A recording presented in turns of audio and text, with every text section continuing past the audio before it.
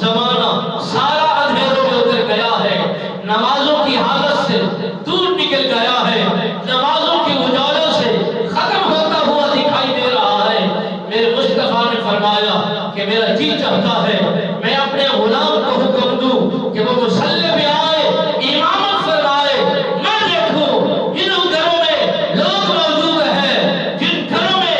بے نمازی موجود ہیں، ساروں کے گھروں کو میں مصطفیٰ آگ لگا دوں، جلا دوں، ملی میٹ کر دوں، نہ رہے بانس نہ بڑے بانسری۔ میرے مصطفیٰ نے فرمایا ہم نہیں چاہتے کہ کسی کا کوئی گھر اس اندھیرے میں رہے کہ نماز کی نحوست سے اگر کوئی بندہ بے نمازی ہے، نماز کی ادائیگی نہیں کرتا، اس کی نحوست کا اثر یہ ہوتا ہے کہ نمازی کی حالت پر نحوست پڑتی ہے، وہ سستی میں اتر جاتا ہے، اس کی طبیعت میں سستی آ جاتی ہے، اس کے رزق میں سستی آ جاتی ہے، اس کی اولاد میں سستی ہو جاتی ہے۔ میرے مصطفیٰ نے فرمایا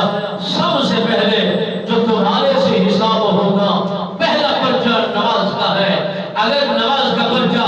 درست رہا تو دوسرے پرچے بھی درست رہیں گے، اگر نماز کا پرچہ فیل ہو گیا، یہی لازمی ہے،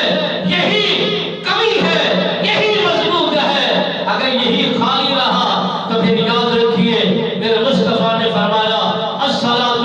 معراج المؤمنین، مومن کی معراج نماز ہے۔ جب یہ نماز کی ادائیگی کو یقینی بناتا ہے، میری آنکھوں کو ٹھنڈک محسوس ہوتی ہے، میرے دل میں راحت پہنچتی ہے۔ کل قیامت کی دو جب 80 صفیں میری قوم کی ہوگی تو میرے امتی جب نمازوں کا اہتمام کر کے، انتظام کر کے، خشوع اور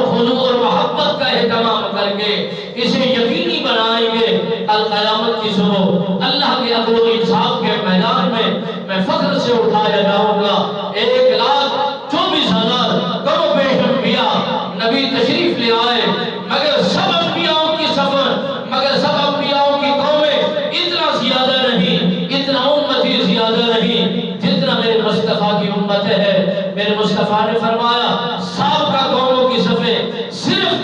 40 ہوگی اور میں مصطفیٰ کی صفیں 80 ہوگی، اور میں بڑے فخر اور بڑے شان کے ساتھ، بڑی عظمت اور وقار اور پیار کے ساتھ، بڑے دبدبے اور بڑے راحت کے ساتھ چال چل کے میں بتا رہا ہوں گا یہ میرے امتی ہیں جن کے چہرے چمک رہے ہوں گے، جن کی آزاد چمک رہے ہوں گے، جن کے جمال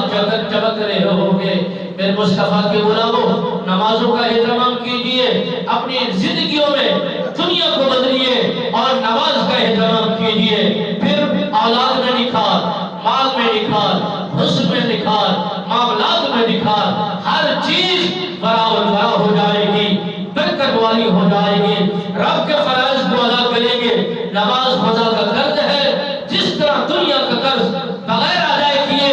ہمیں معافی تک نہیں ملتی، اسی طرح نماز ایک قرض ہے جس کے بعد ہماری خلاصی نہیں ہو سکتی۔ اپنی زندگیوں کو نماز کی حالت میں بدلیے، خوبصورت بنائیے۔ جو زندگیوں میں نمازیں رہ گئی، ہر نماز کے ساتھ ایک نماز کو ضرور ادا کیجئے، ارادے مضبوط ہو جائے گی تو اگر زندگی وفا نہ کیا تو ارادوں سے بقا ملے گی، کامیابی ملے گی، رحمت ہو جائے گی اور بخشش کا اعلان بھی ہو جائے گا۔ رب بیلیاد میرے چند معروضات اپنی بارگاہ بے قسمت کے اندر قبول فرمائے،